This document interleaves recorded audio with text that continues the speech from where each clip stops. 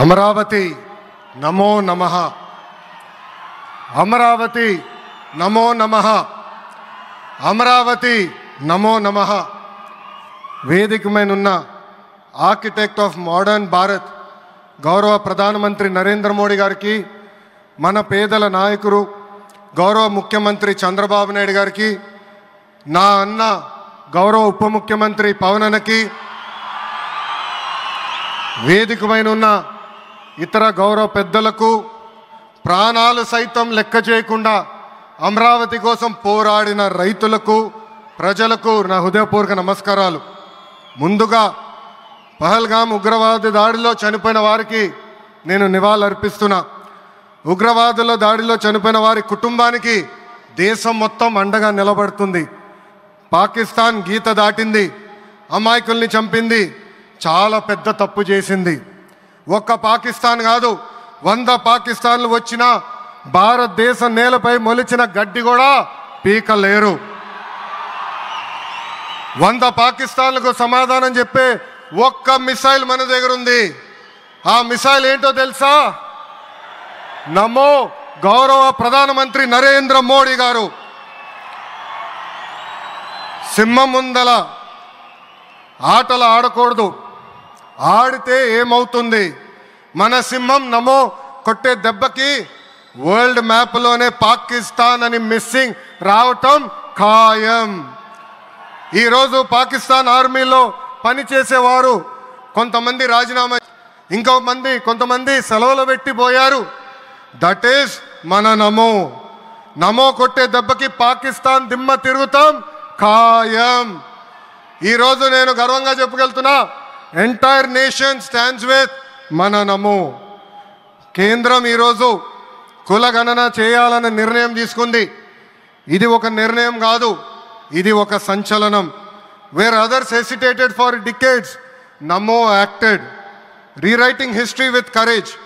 True to his commitment to empower the marginalized and deprived, Namo's bold stroke will deliver social justice in its truest form. నమో గారికి ఆంధ్రప్రదేశ్ అన్న, అమరావతి అన్న ఎంతో ప్రేమ. ఇప్పుడు ఆయన ఢిల్లీలో ఎంత బిజీగా ఉన్నారో మనందరూ తెలుసు. ఆయన ఈ కార్యక్రమానికి వచ్చారు. 2024 ఎన్నికల్లో ప్రజలు ఎన్డీఏ ప్రభుత్వానికి 94 సీట్లు గెలిపించారు. అందుకే మన ప్రధాని నమో గారు ఆంధ్రప్రదేశ్ కోరిన అన్ని కోరికలు తీరుస్తున్నారు. మొన్నే విశాఖపట్నానికి వచ్చి railway zone, NTPC green project, Nakkapalli bulk drug పార్క్కి నిధులు కేటాయించారు. ఏకంగా విశాఖపట్నం ఉక్కు ఫ్యాక్టరీని కాపాడారు. ఇప్పుడు అమరావతికి వచ్చి నిధులే కాదు పనులు కూడా ప్రారంభించబోతున్నారు. మనం ఒకసారి గతం కూడా గుర్తు చేసుకోవాలి. 2014లో రాష్ట్ర విభజన జరిగింది. కట్టుబట్టలతో మెడబట్టి మన బయటికి గెంటేశారు. ఎక్కడి నుంచి పరిపాలించాలో తెలియని పరిస్థితి. కానీ మన సిబిఎన్ గారికి సంక్షోభాలు కొత్త కాదు.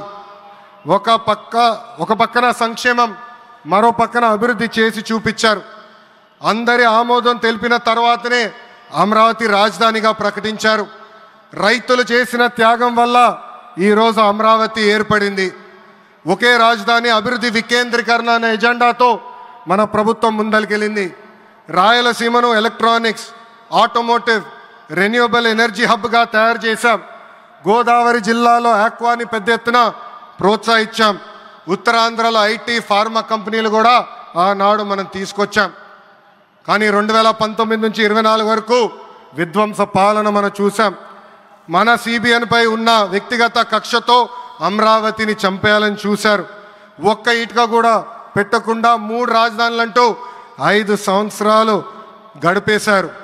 8 ఏళ్ల పిల్లోడి దగ్గర నుంచి 80 సంవత్సరాల వృద్ధుడి వరకు జై అమరావతి అంటూ జెండా బతుకుని రోడ్డు పైకి వచ్చి ధర్నాలు చేస్తాం, పోరాటాలు చేస్తాం, మనందరం చూసాం. జై అమరావతి అన్నందుకు రైతులకి సంఖ్యలు వేశారు. జై అమరావతి అన్నందుకు మహిళా రైతుల్ని పోలీస్ బూటులతో తన్నిచ్చారు. జై అమరావతి అన్నందుకు రైతుల్ని ఏకంగా పెయిడ్ ఆర్టిస్టులు అన్నారు. ఎన్ని అరాచకాలు చేసినా అమరావతి రైతులు తగ్గేదే లేదన్నారు. 1631 రోజుల పాటు అమరావతి ఉద్యమం కొనసాగింది. 2070 మంది రైతులు చనిపోయారు. సుమారుగా 3,000 మంది రైతులపైన ఆనాటి ప్రభుత్వం దొంగ కేసులు పెట్టింది. ఎన్ని కుట్రలు చేసినా జై అమరావతి అన్న నినాదం ఆపలేకపోయారు. అయినా ఆపేదానికి పీకేదానికి అమరావతి ఎవరో ఇంట్లో పెంచుకున్న మొక్క కాదు, జనం గుండెల్లో దాచుకున్న ప్రజా రాజధాని.